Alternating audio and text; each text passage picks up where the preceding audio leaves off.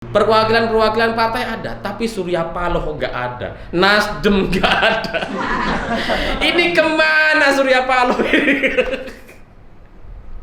Apa jangan-jangan kapok gitu ya? Surya Paloh kan terakhir hadir di hari ulang tahun Golkar, itu isunya berhari-hari nggak selesai.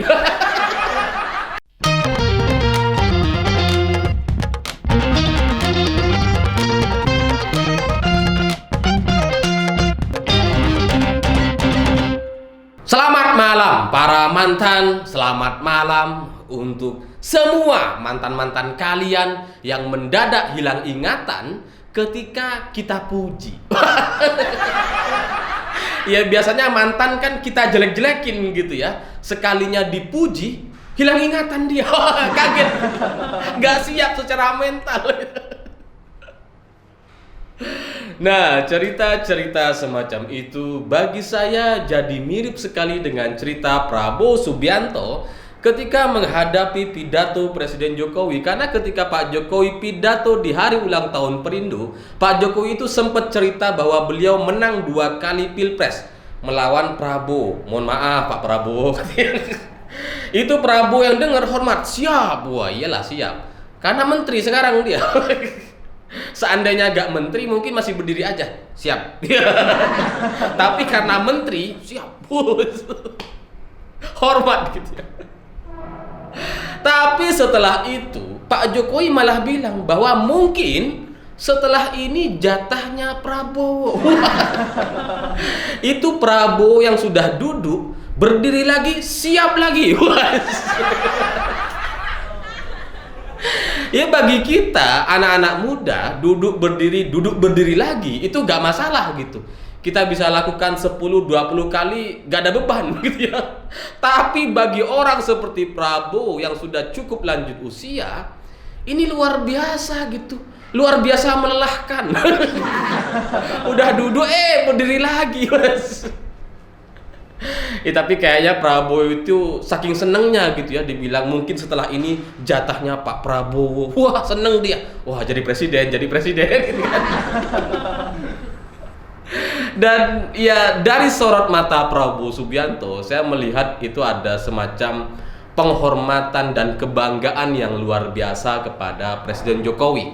Meskipun mukanya itu masih ketutup masker, tapi dari sorot matanya kelihatan sekali, hormat sekali memang Pak Prabowo ini gitu ya. Kelihatannya dari citra yang dia coba tampilkan kemarin, aslinya sih kita nggak tahu, tapi dari sini saja secara komunikasi politik Prabowo Subianto memang berhasil untuk menggait, meraih simpati para pendukung Jokowi. Karena kalau kita lihat beberapa hari terakhir ini dengan kedekatan Prabowo dengan Pak Jokowi, itu di kolom-kolom komentar orang-orang yang pro terhadap Pak Jokowi sebelumnya dan anti dengan Prabowo itu sekarang mulai melunak dan mau mendukung Prabowo.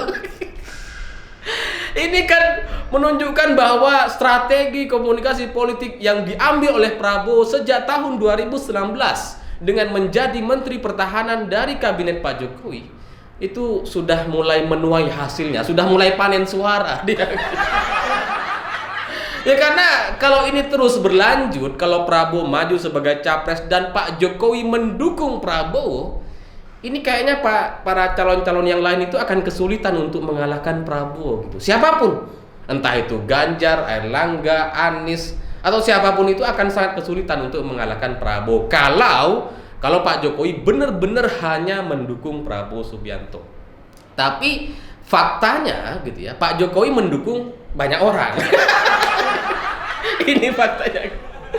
Ya karena Pak Jokowi sebelumnya di hari ulang tahun Golkar misalkan juga mendukung Airlangga Hartarto. Di acara Projo yang ada Pak Ganjar di sana, Pak Jokowi juga secara tersirat atau main kode-kode mengatakan bahwa mungkin yang akan kita dukung ada di sini. Maksudnya ya Pak Ganjar atau Pak Muldoko bisa juga.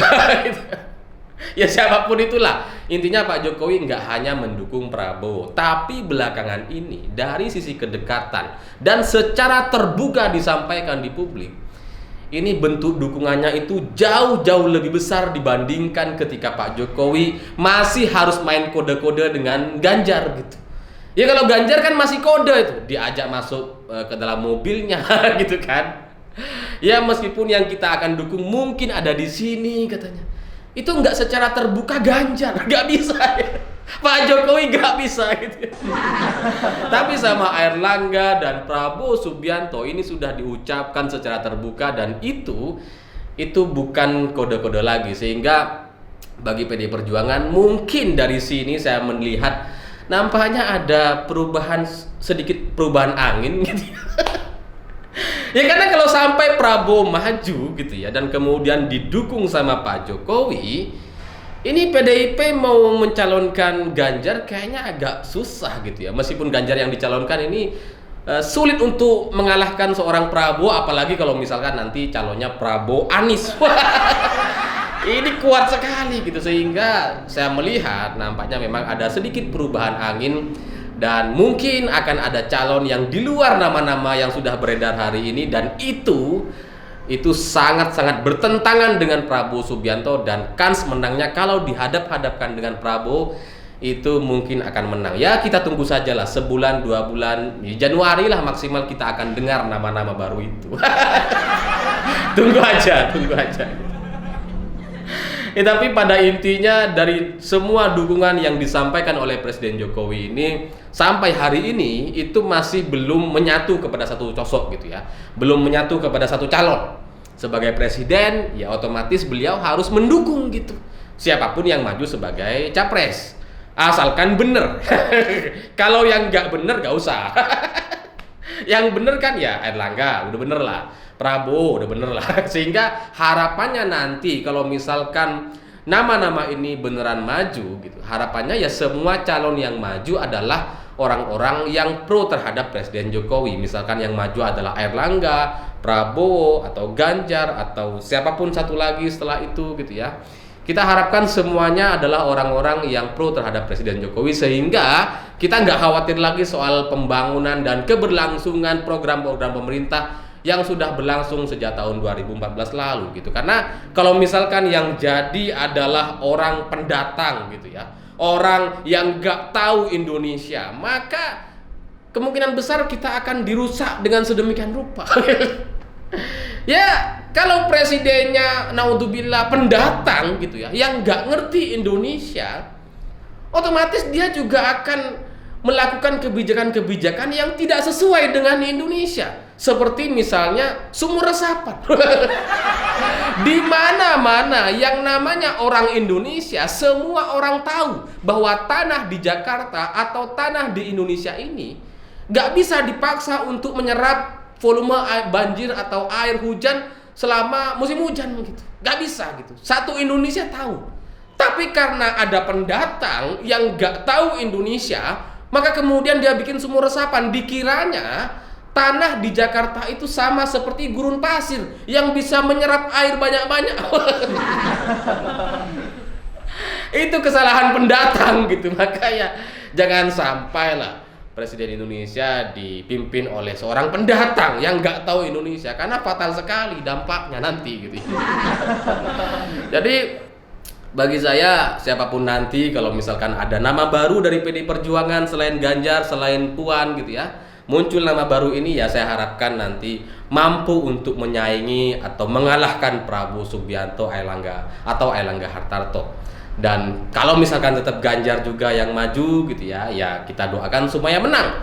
Meskipun secara kans atau potensinya itu akan sangat-sangat sengit sekali dengan Prabowo, karena tidak berhadapan-hadapan langsung. Prabowo dan Ganjar ini tidak punya sejarah panjang yang bisa dihadap-hadapkan gitu, sehingga kans untuk menangnya itu sangat tipis sekali. Kalaupun menang itu bisa menang tipis lah. Sehingga saya pikir memang kayaknya ada sedikit perubahan angin dan muncul satu nama yang memang bisa berhadapan-hadapan dengan Prabowo Subianto, dan itu bisa mengalahkan Prabowo sama seperti halnya Pak Jokowi mengalahkan Prabowo 2 kali, dan itu sudah masuk dalam perhitungan PD Perjuangan nampaknya gitu ya. Tapi di luar itu, di luar soal cerita dukungan capres ini, saya melihat ada satu hal juga yang menarik ketika hari ulang tahun Perindo ini.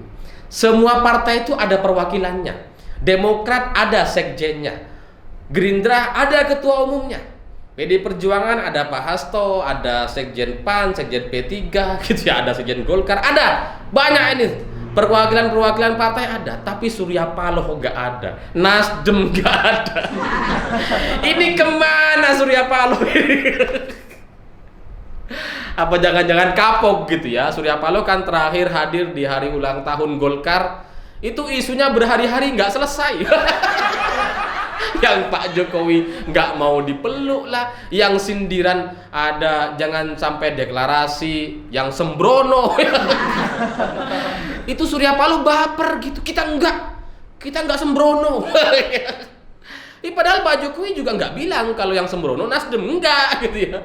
Cuma Pak Jokowi bilang jangan sembrono gitu. Ya mungkin karena pengalaman itulah Nasdem atau Surya Paloh nggak hadir di hari ulang tahun Perindo. Mungkin juga udah trauma gitu. Nanti panjang lagi urusannya ini gitu ya. Makin turun elektabilitasnya gitu kan.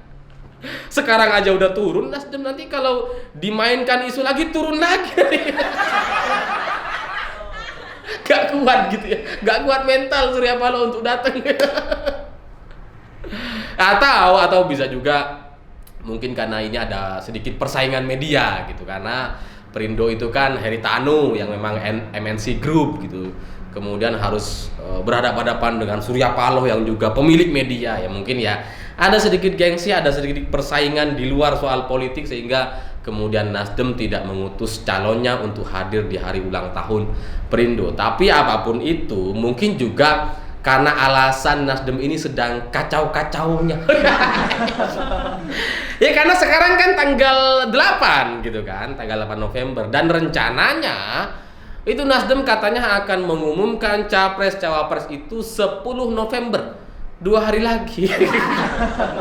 Tapi sampai sekarang tanda-tanda itu kayaknya akan batal dilakukan gitu, karena PKS masih minta waktu sampai bulan Desember. Ya karena kalau PKS kalau nggak cair, enggak lah, kita tunggu dulu. Simple kalau PKS.